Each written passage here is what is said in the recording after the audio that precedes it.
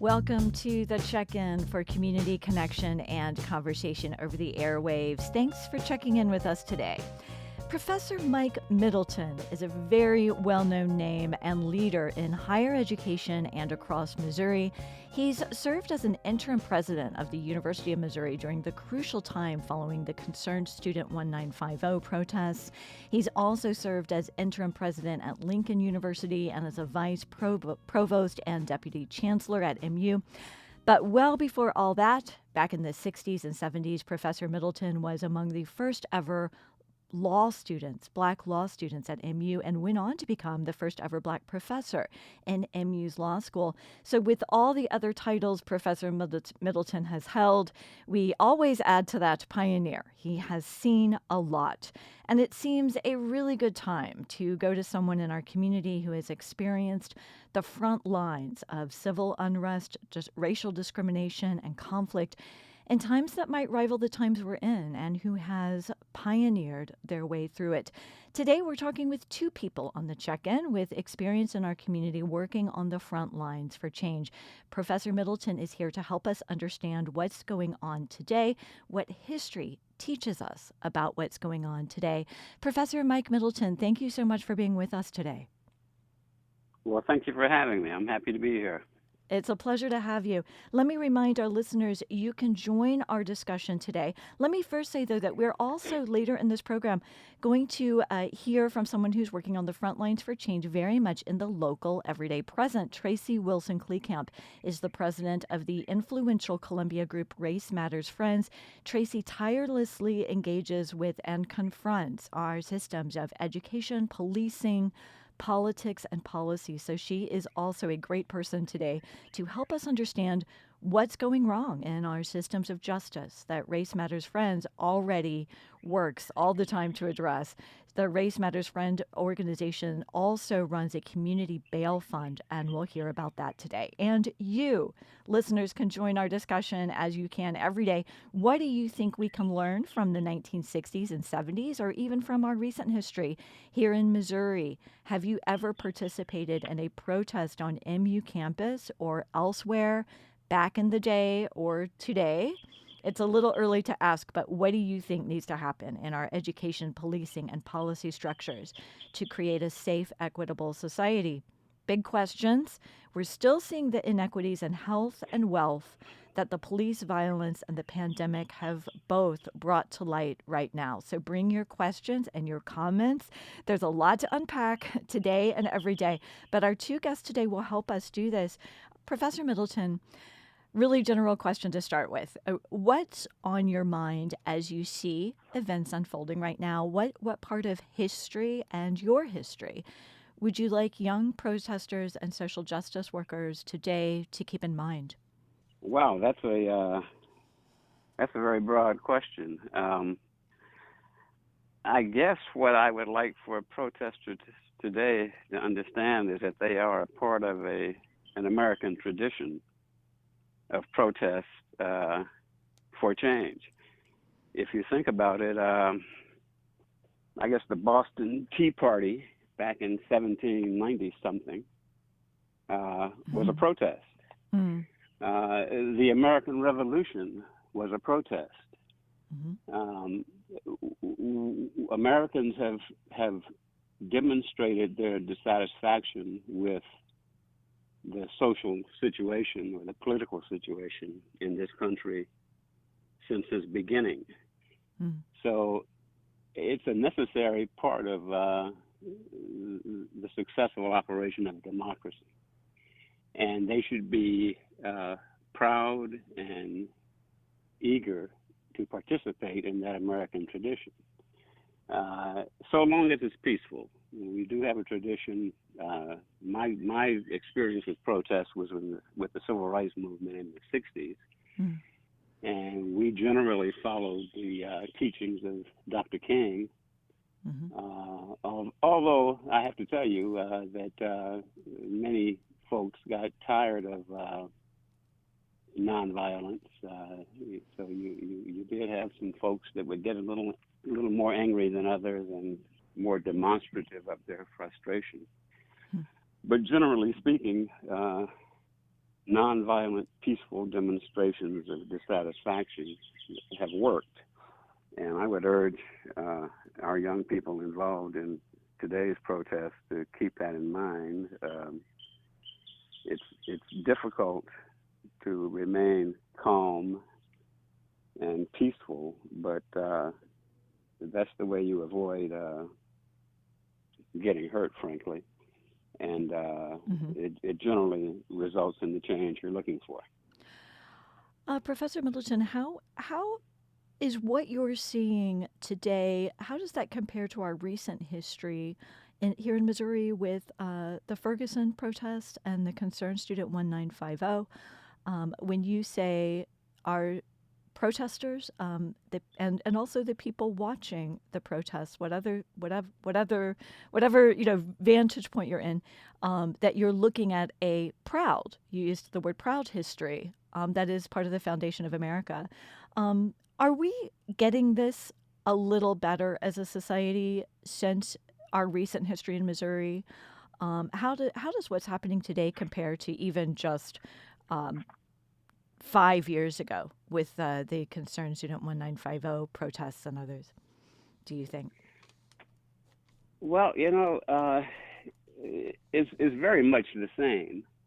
But I think from what I've observed in watching television and seeing the protests around the country with regard to this current issue of the murder in Minneapolis, Hmm. is that the people involved are much more diverse.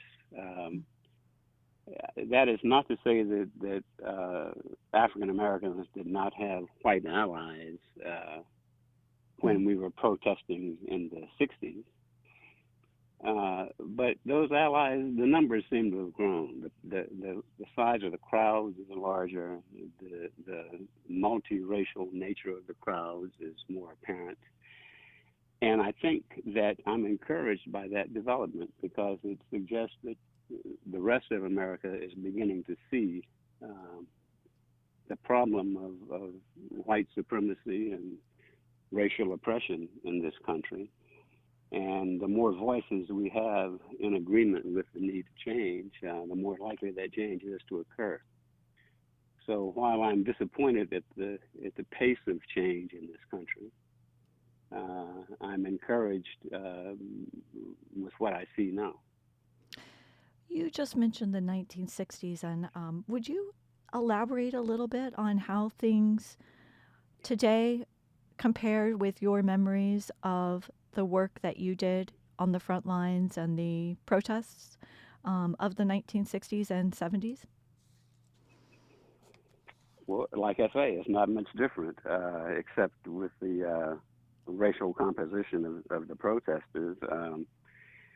Although I haven't seen any police dogs and fire hoses Hmm. uh, in recent protests, and we had to deal with that back in the 60s. The police were much more aggressive in attempting to tamp down the demonstrations and the marches that we were involved in.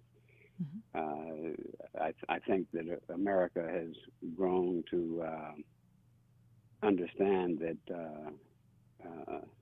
using force to silence the voices of the oppressed is not usually a good idea, and it usually doesn't work. But so there seems to be a greater acceptance of people's rights to express themselves. But even as I say that, I recall seeing the militaristic disruption of the protest in Lafayette Park in Washington earlier this week, which reminded me of some of my experiences in Mississippi in the 60s. So, while I'd like to say this is different, uh, there are some incidents that suggest that we may be reverting to an earlier time. Excuse me. All right. Uh, Go ahead. no, you go ahead. Well, I was just going to remind our listeners that you're listening to the check in, and we're talking about working on the front lines of change and justice with Professor Mike Middleton, a longtime legal scholar and higher education leader, and a longtime civil rights pioneer. What questions do you have for Professor Middleton? This is your chance to ask questions of someone who has lived and survived the 60s and 70s and civil unrest, racial discrimination, and affected change at every level of higher education. Or are you yourself working on the front lines right now, either in protests and rallies or in public meetings and conversations? Join our conversation. Bring your questions or your comments and stories.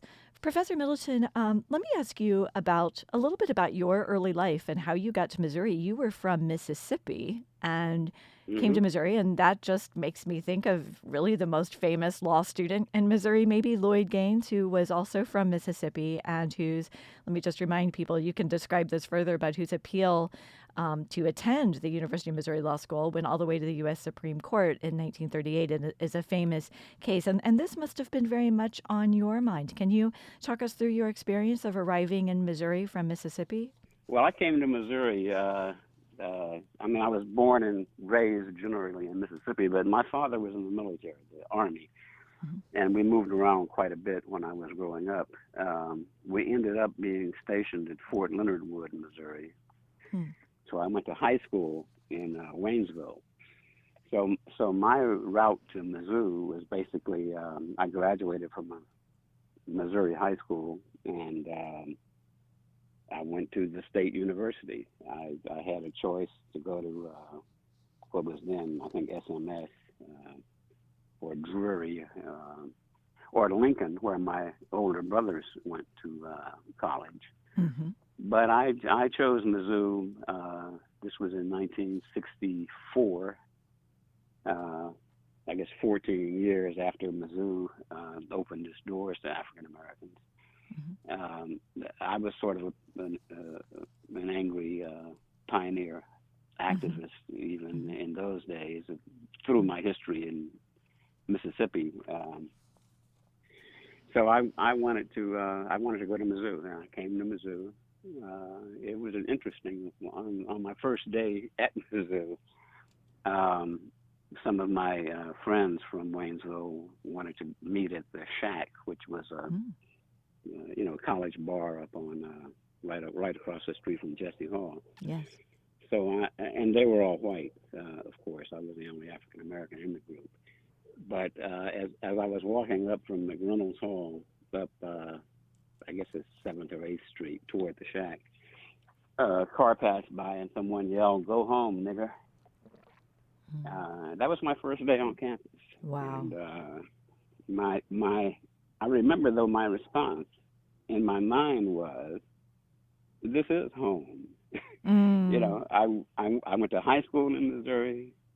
My father has given his profession to serving this country.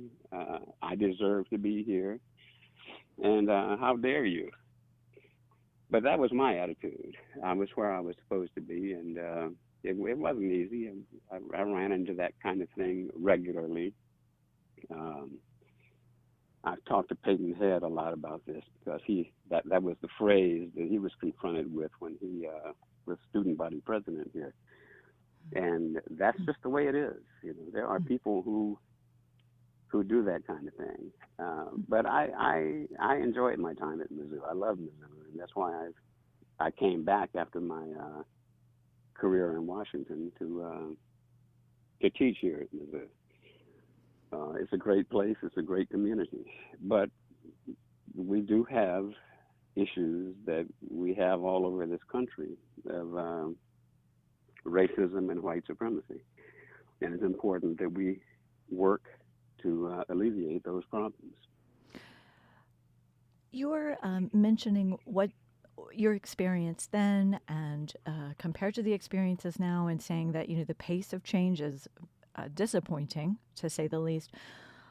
And a lot of people on this program this week have spoken about being tired. Um, Mm. what do you say to them?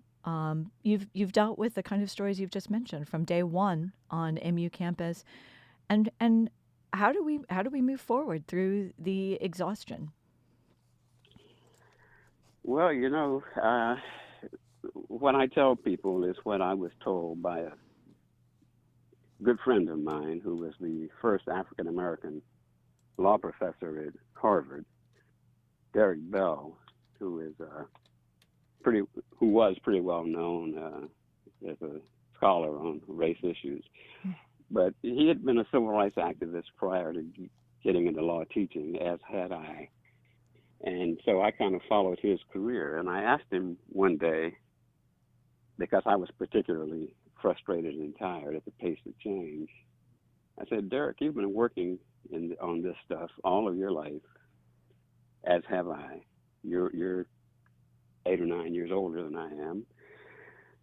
How have you stayed with it? Because I'm just tired and frustrated, and nothing has changed. And I've been working and working, and I'm not accomplishing anything. I feel like a failure. He said, Mike, you're measuring success by the wrong measure. I said, what do you mean? He said, if you are trying to eliminate racism and racial oppression, you may never see that. What you need to do is measure your success by the extent to which you are engaged in the struggle. And I thought about that, and I said, well, if that's the measure, I'm perfectly happy. I'm doing everything I can, and I am totally engaged. So if you just change your frame of mind, you can continue the struggle. But with that understanding, it's still difficult when you recognize that you may not see the end result. You need to just have faith that it will come if more or less keep working. And so that's what I would tell young people who are engaged in this struggle, is to stay engaged and don't be so disappointed with the pace of progress that you quit, because quitting means that end result will likely never come. All right. Those are wonderful advice from Professor Mike Middleton. Professor Middleton, thank you so much for your time today and for your advice.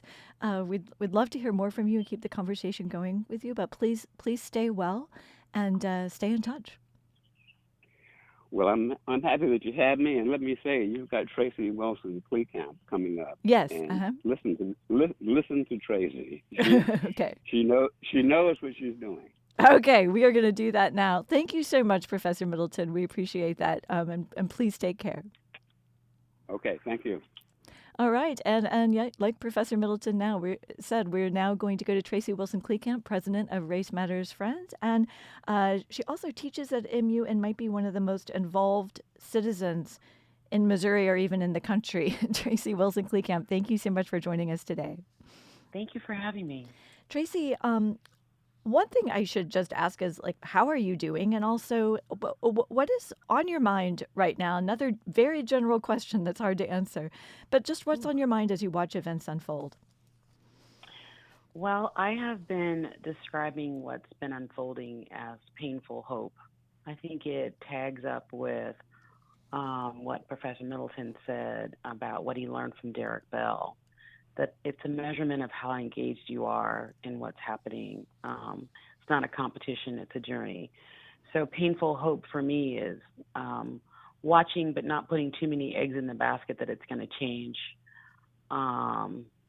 That hopeful that the signs that we're seeing will move people, particularly white people, into a different way of seeing the world and interrogating their own ideologies about race and difference in a way that makes them become, conscientious every day, not just when there's a crisis. Okay, yes.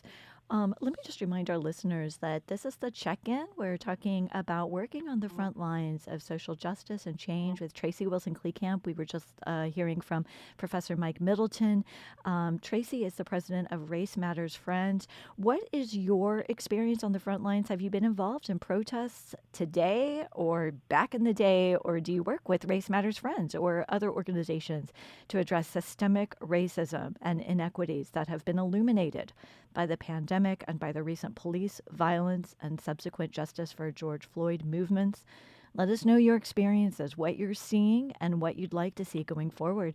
Tracy, as someone who is deep into policy at all levels, I would really like to get your thoughts on the conversations that you have them with police, you have them with education leaders. Um, what you're already having these conversations, but what do you see as the low hanging fruit, the things that we can really be addressing, or that you are already working to address right now? Well, I don't really consider them low hanging fruit, but what I would say, for example, is in 2014, the council approved the Mayor's Task Force on Community Violence. Mm-hmm. If there is such thing as low hanging fruit, that was a document where the Black community spoke and said what they needed for things to turn around relative to the police. Mm-hmm. And there's a practice in politics where we say something and we do these reports, and then we do the report, and then they start to gather dust. Mm-hmm. So not only going back and acknowledging that document, Mm-hmm. but showing some humility in terms of the patience that the Black community has tendered Mm-hmm. to Columbia officials as they consistently put the needs of people of color at the bottom of the list. I would say my argument to support my claim is that 2/3 of the general fund is spent on public safety and 1.8% on health and human services.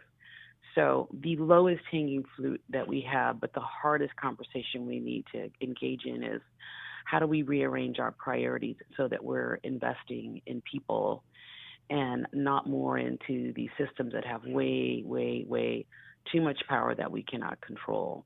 This is not an indictment to anybody personally in policing, but policing as an institution is this way across the country. They outstrip our ability to do other things because of the cost.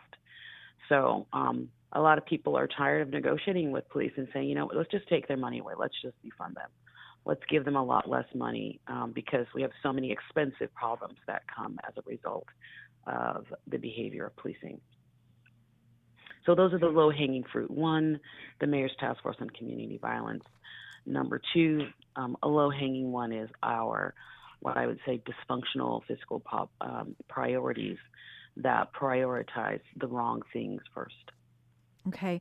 You've been active in conversations and work that has got this community violence task force and the documents that we're using to go forward in place. Is Columbia a potential example of what can go right with policing, do you feel like, right now? Or do we need to be doing more, or both? So I want to get away from saying what's right or wrong or good or bad, because we start making boxes and checking boxes. Mm-hmm. What I would say, and I made an analogy yesterday, this on Facebook, it's really about the building relationships, wanting to catch with each other. Sometimes you miss the ball. Sometimes you throw a strike. Sometimes you get a home run. So we should be prepared to embrace a gambit of experiences trying to do better.